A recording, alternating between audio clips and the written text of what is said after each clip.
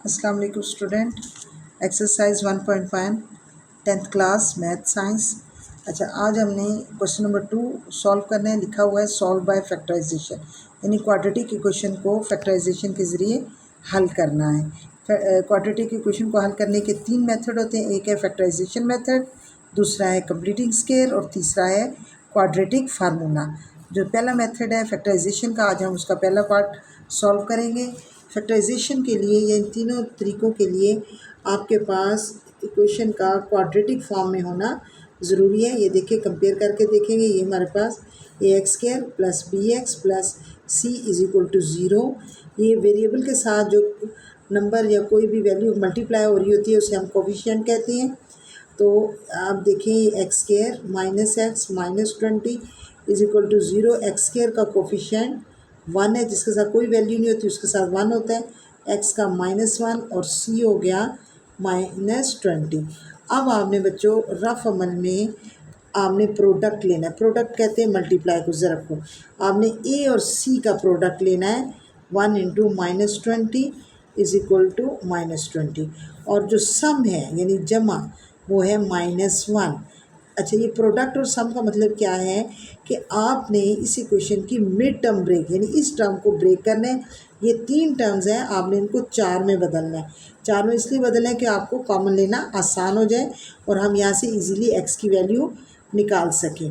अब देखें, आपने टेबल देखना है, एक ऐसा टेबल जिसमें आप मल्टीप्लाई करें तो 20 आए, और उन्हीं जिन दो नंबर्स को आपने मल्टीप्लाई किया है उन्हीं को प्लस और माइनस करें तो आपके पास -1 है। फॉर एग्ज़ाम्पल, एक पहले मैं एग्ज़ाम्पल देती हूँ। जैसे देखें, 20 इंटू 1, ये तो आया 20, लेकिन 20 में से ये तो हमारा प्रोडक्ट आ गया, लेकिन 20 में से 1 माइनस करो तो ये आता है 19। देखिए, हमारा सम नहीं आया, -1 नहीं आया। 20 में +1 करो तो आया 21।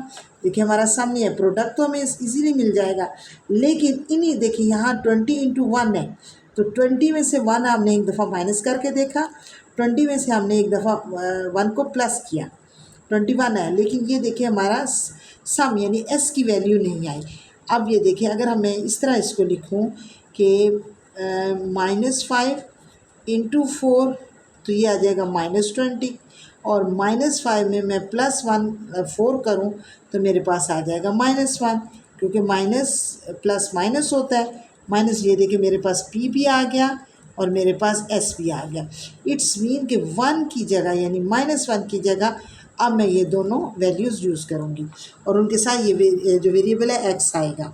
X square -5x plus 4x -20 is equal to zero.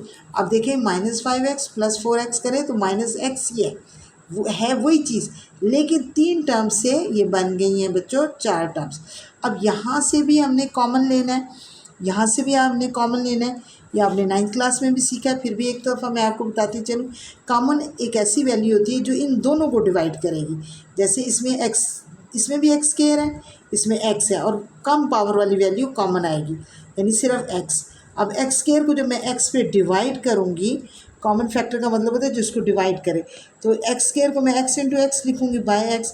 x से कैंसिल हो गया, मेरे पास आ गया x, तो ये आया x। इसी तरह जब मैं 5x को x पर डिवाइड करूँगी तो x से कैंसिल, आंसर आ गया 5।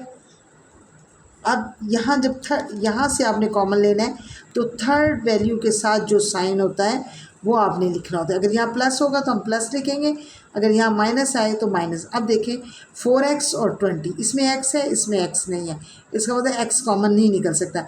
लेकिन 4 और 20 जो हैं ये 4 के टेबल में आते हैं, यानी 4 1 ज़ार 4, 4 5 ज़ार 20।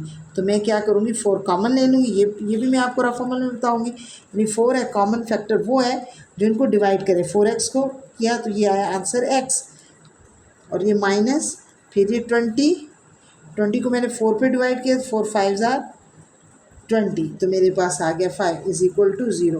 क्वेश्चन में फैक्टराइजेशन मेथड में क्वेश्चन तब ठीक होगा ये ब्रैकेट के अंदर की वैल्यू सेम होनी चाहिए। जैसे यहाँ x-5 है तो यहाँ भी x-5 होना चाहिए। अगर यहाँ x-5 है और आप यहाँ x+5 लिख रहे हैं तो आपका क्वेश्चन रॉन्ग है, गलत है। अब देखिए, एक टर्म ये हमारे पास बन गई, एक टर्म हमारे पास ये बन गई।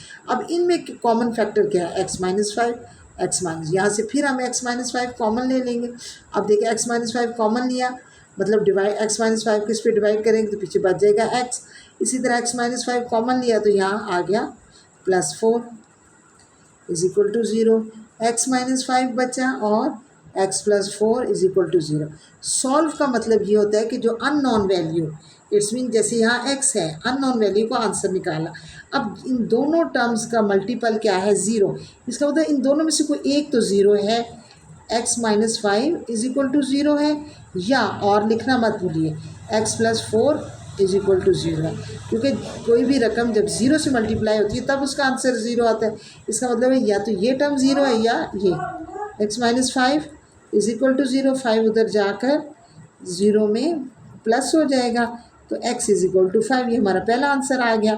और इसी तरह x +4 इज इक्वल टू 0, यहाँ से 4 उस तरफ लेके जाएंगे तो वो 0 में से -4 हो जाएगा तो आ जाएगा ये -5। तो हमारे आंसर x और -4 आ गए। ठीक है, यानी इसका सोल्यूशन सेट क्या है 5 और -, ये हमारा आंसर है। अल्लाह हाफिज़।